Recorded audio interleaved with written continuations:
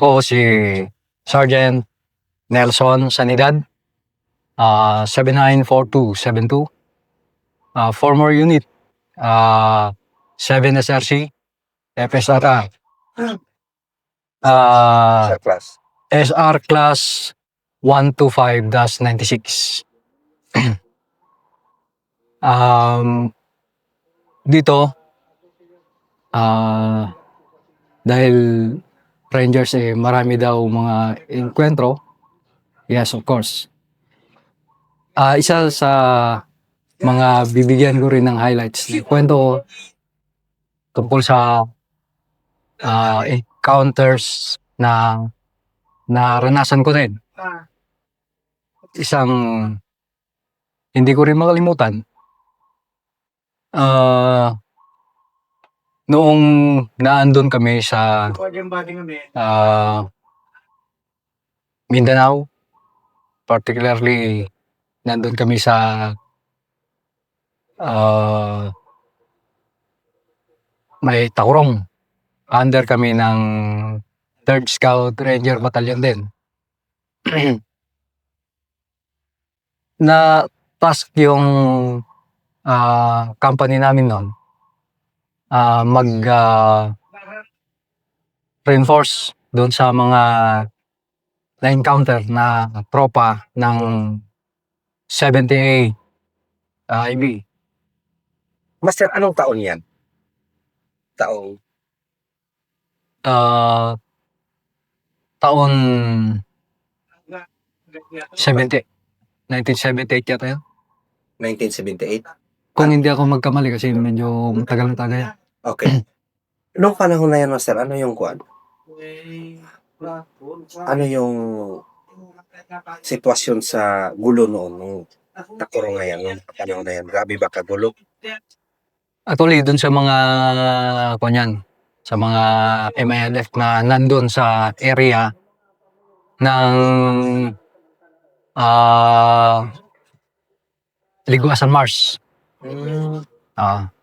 Tigwasan Mars, 1998. 7 SRC. 7 SRC. So, nung natas kayo, kwento mo lang. Nung natas kami doon, so from doon sa napunta kami ngayon doon sa area ng 78 IB. Naglakad kami ng gabi. Pero doon sa batalyon ng 78 IB, binigyan kami ng briefing doon na para mag-reinforce and i-extricate yung kanilang patay doon kasi may mga patay na sila doon sa site. So after the briefing, lumakad na kami. And then pagkadating namin doon sa area ng encounters, which is wala naman na kaming nadatnan na putukan. Kasi siguro dahil hindi naman na sila kung siguro magkakakitaan, naglal yung putukan. Doon sa pinagholtan namin, naandun na mismo yung isang bangkay ng kalaban na nadatnan namin. Naandun yung mga tropa ng 78 IB na nakatambay. So, ang ginawa namin, sabi magpaliwanag muna kami doon and then tsaka namin magpo-forward para kami naman ang haharap doon sa mga kalaban. Pero ang nangyari, nag-iba yung plano. Nung malapit ng magliwanag, kami na yung nag-extricate ng kanilang mga Kia. Dahil parang ayaw, masakit siguro sa loob nila na buhatin yung kanilang tropa na uwi sa kanila. So, yun yata yung yung 78 IB, hindi ka nagkamali, yun yata yung dating Mountain Battalion ng Ranger. So, syempre mga Rangers din yung mga yon. Kaya gusto nilang gumante. So, pinagbigyan namin sila at kami naman ay binuhat na nga namin yung kanilang Kia pauwi doon sa batalyon nila. Okay. Pero ang kasama namin na ang company commander namin noon na maalala ko ay si Captain Loren. Yun ang natandaan ko. So, madalit sabi, naiuwi na namin yung bangkay ng 78 IB. Pinagpalitan namin yan. Kahit mabigat dahil malaki yung katawan niya. So, wala namang naging questions doon dahil nga yun ang instruction eh. Marunong talagang sumunod ang Ranger. So, after ng how many few more days siguro na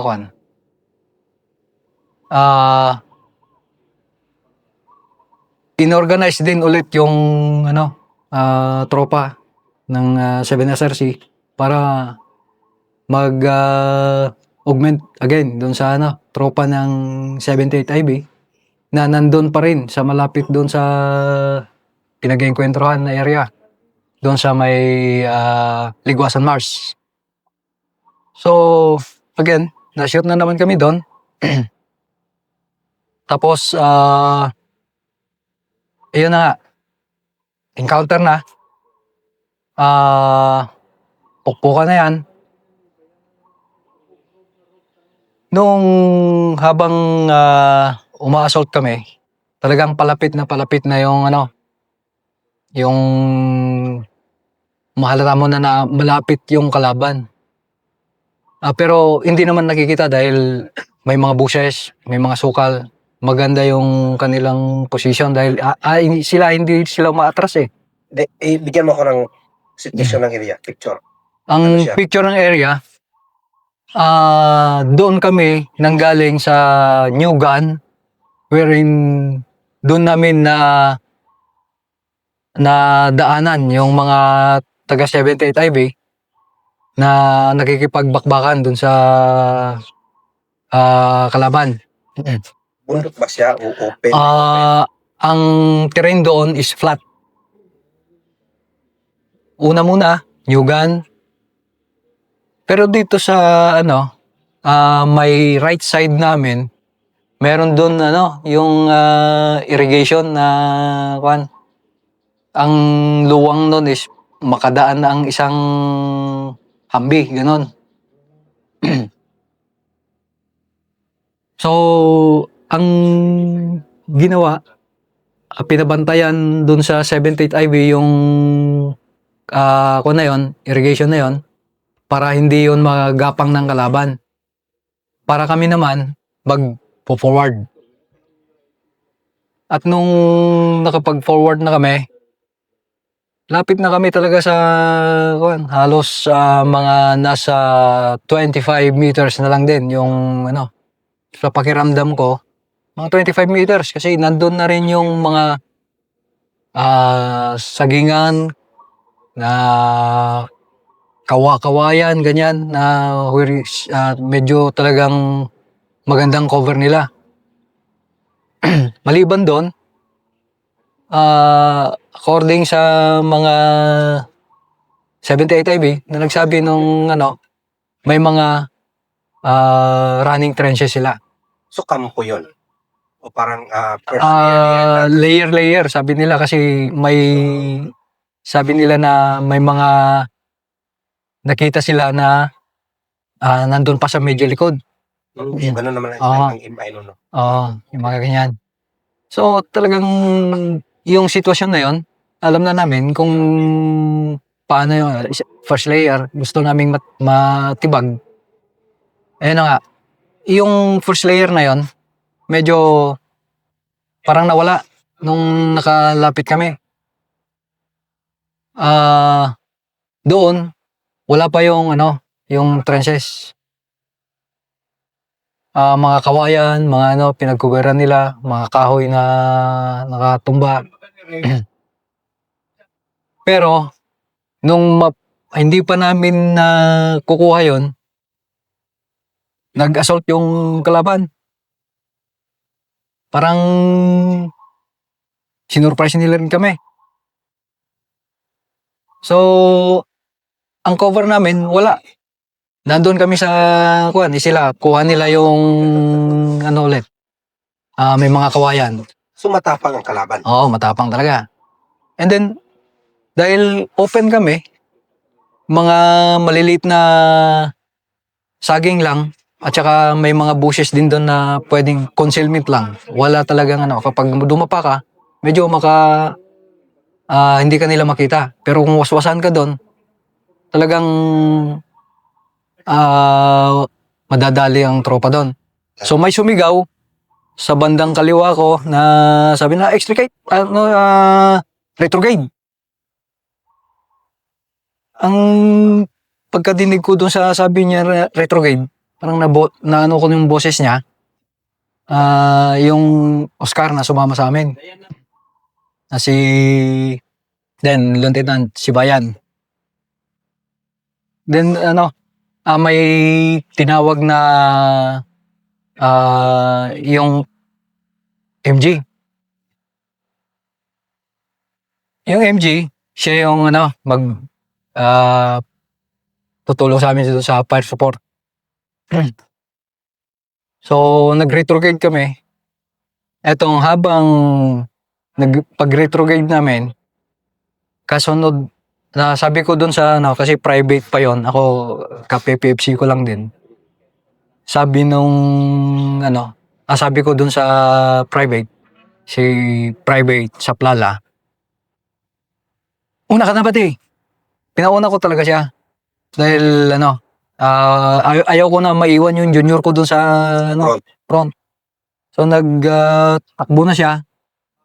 Nung sunod na rin ako, nakita ko na rin yung ibang tropa na tumakbo doon sa left side ko kasi nasa medyo right flank kami. Parang skirmish, nasa medyo kanan kami. Mga pa lang yung tinakbo namin, nasa 15 meters pa lang siguro. Akala ko yung Saplala, private Saplala, nadapa. Sa bilis ko rin na tumakbo. Dahil gusto kong makakover dun sa kahit maisan lang yung pupuntahan namin. Kasi open kayo. Open. Nilaktawan ko siya. Dahil sabi ko, bilisan mo! Pero nilingon ko siya. Sabi niya, Jen, wounded ako. May tama ako. So, parang dumapa muna ako. Tapos sumigaw ako dun sa wounded si Saplala. May malapit sa akin na tropa. Bumalik sila. And then sumabay na rin ako na dahil si Saplala, dinampot siya. Yung dalawa, dinala doon sa maisan. Pero doon sa may left namin, may tropa pa rin na nagko-cover sa amin. Kasi sila yung nakaposisyon na. Nung pagkaila sa kanya, ako rin yung baril niya kasi nabitawan niya, yun na rin ang dinampot ko. So pag dala namin doon sa likod, dala namin siya doon sa safe na para hindi siya matamaan ulit. Ako naman, nadaanan ko na yung kabats ko doon na nakadapa doon sa maisan. Sabi ko, takbo ulit tayo sa likod. Hindi, dito na tayo. Sabi niya. Sino? Si Corporal PFC PFC pa lang kami nun. Mayomes. Tapos, doon na namin naramdaman yung mga lagitikan ng mais na lumalagitik dahil doon sa tama ng mga bala sa harapan namin, sa side namin. So, yung ako namin doon, para lang hindi kami tamaan, lahat ng effort na pwede mong gawin doon, gawin mo na para hindi ka ano. So, yung M16 namin, ikinot ko namin doon sa lupa para lang medyo magkaroon kami ng konting ano, malubog lang kami konti. At least man lang may cover kung halimbawa hindi mapatal kung may tatama sa amin na bala. Ganun yung nasa isip namin. Hanggang tumahimik yung ano, dahil yung MG, binugabugahan niya yung ano, nandun sa harapan namin na kalaban na lumapit sa amin. So nung nawala na yon, akala ko isa lang yung wounded na tropa. Yun pala, meron pang isa. Si Sarento pa lang, corporal pa lang siya noon. Si Corporal then Dumanlig. So dalawa sila na inibak nung MJ. Yun pa rin MJ na ano sa amin, nag-fire support sa amin.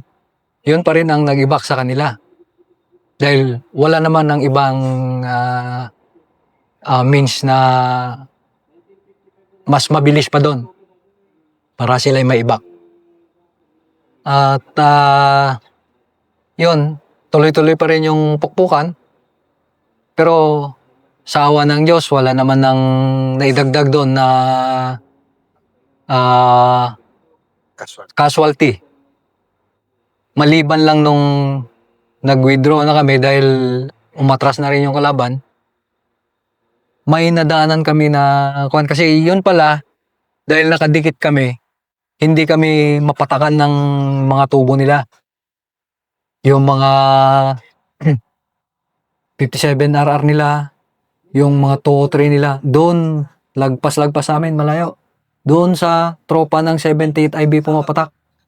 Kaya nagkaroon sila ng ano, sakol yung isang tropa na naman ng 78 IB. Yung kanyang bewang pababa sa kanyang paa, hita, gano'n. Kita mo na yung buto na ano, natanggal yung ibang laman ng kanyang paa dahil sa tama nga ng M23. Yun ang kwento ng kanyang mga tropa doon sa likod. Kaya mahirap pagka ganun na sitwasyon. At kahit nandun ka sa frontal, kahit nandun ka sa likuran, ang bala wala namang pinipili. So, ang ano lang dyan, SOP, huwag kang mag-atubili kung merong command kang marinig. I-assess mo na agad ng mabilisan at para hindi ka maiwan. So, gano'n naman ang tinuro sa atin, mga Ranger SOPs. Makinig palagi sa command. Yung mga itinuro sa atin na mga SOPs, dapat sinusunod yan. Maneuvering, at saka yung mga dapat gawin. No, kung nandun ka na sa sitwasyon ng bakbakan. Pero ano sir, ano yung compared sa mga NPA area, yun kasi ayun, di ba? Compared dun sa... Ano yung tapang na dala mo doon pag ganun yung mga kalaban mo? Kasi ang tatapang nila talagang nakikipagsabayan. Well, yes, oo. Kasi ang unang kong encounter is talaga Muslim area. Kasi nung na-enlist na ako, 1995, unang-unang pag punta namin sa Mindanao. Kasi 94 ako na-enlist. 95, nandun na rin ako sa Mindanao. Yung Ipil Massacre. Yun ang unang-una na pagpunta ko ng Mindanao. At doon kami sa Zamboanga del Norte napunta. Napunta kami ng Siraway. Bayan ng Siraway. Doon ko nakita yung inkwentro. Hindi ko pa alam kung paano yung inkwentro nun na ma-enkwentro. Although na may mga naririnig na ako dati na inkwentro ng tropa ng military doon sa mga NPA. Nung iniisip-isip ko, bakit ganito Nung mga kwento ng mga naunang sundalo, ganun nga talaga. Dahil hindi basta-basta tumatakbo, hindi basta-basta umaatras. Kung aatras man yan, asahan mo, babalikan ka rin. May babalik pa rin. Or, iikutan ka. Mamanyuberan ka rin. Marunong din silang magmaneuver. Hindi ka sila takot sa crossfire. Yun ang, pero yung sa NPA, wala akong na-experience na gano'n sa mga encounters ko na sa NPA area. Saglitan. Saglitan lang yan. Matagal na yung 10 minutes o 5 minutes, ganyan. Pero doon sa Muslim area, ubusan. Hanggat may bala sila, talagang hindi kayang tatantanan. Siguro, dahil yung encounter ko na yun, nauna yung 78 IB, nababad sila doon. So, siguro, hindi sila makapag-replenish ng ammos nila. Kaya, napilitan sila ng matras din nung kami naman ang bumuga. Magdamag yung pukpukan ng 78 IB. Hanggang mag-umaga, kami naman maghapon. So, wala sila sigurong chance na makapag-resupply dahil nga doon sa support ng air support na hindi sila makapag dagdag ng tao. Hindi na makapagdagdag ng tao, hindi sila makapagdagdag ng supplies nila. Kaya yun, napilitan silang umatras din sa area nila. So sa madalit sabi, nung wala na sila, hindi naman na kami nagpursot kasi wala naman ng advice sa amin na magpursot kami. Nakapag-extricate na lang kami ng mga wounded namin at saka yung wounded ng 78 IB. Yun ang isang difference nung sa NPA area at saka dun sa Muslim area. So parang din Master of na priority nyo na lang din yung buhay ng mga na-wounded, no? Oo, ganon talaga na yung nangyari doon kasi wala na ring sumunod na briefing or instruction sa amin para tambayan namin, huwag namin alisan. So after that strike na lang ng maghapon, Bumba-bumba na lang. may sabi nila na bahala na rin yung mga artillery na bubuga sa kanila. So kami, nag-extricate na rin kami. Dahil nailipad na yung dalawang wounded namin at saka yung hindi ko na rin alam kung paano nila in-extricate yung natamaan ng M203 na taga 78 IB. Dahil nakalipad na yung una bago namin nadaanan yung taga 78 IB na wounded nila. So ang hirap din, Master, na may kasama ka wounded. Napakahirap na sitwasyon din. Lalo na kung walang maglilit na mabilisan or walang mapagsasakyan. Kagaya nga rin nun, yung una na napuntahan namin, yung 78 IB na yun na kami yung nag-extricate.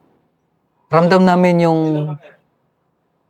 naramdaman nung katropa nila na parang masakit talaga sa kalooban nila na buhatin yung patay na kasama nila. So, ang gusto nilang gumanti. So, naiwan na lang sila doon sa area at kami na yung nagbuhat ng kanilang kabady na tinamaan na namatay. So yun yung isa din sa mga hindi mo rin makalimutan, mga pangyayari. Marami rin talagang hindi makalimut-limutan na kasi bilang sa FS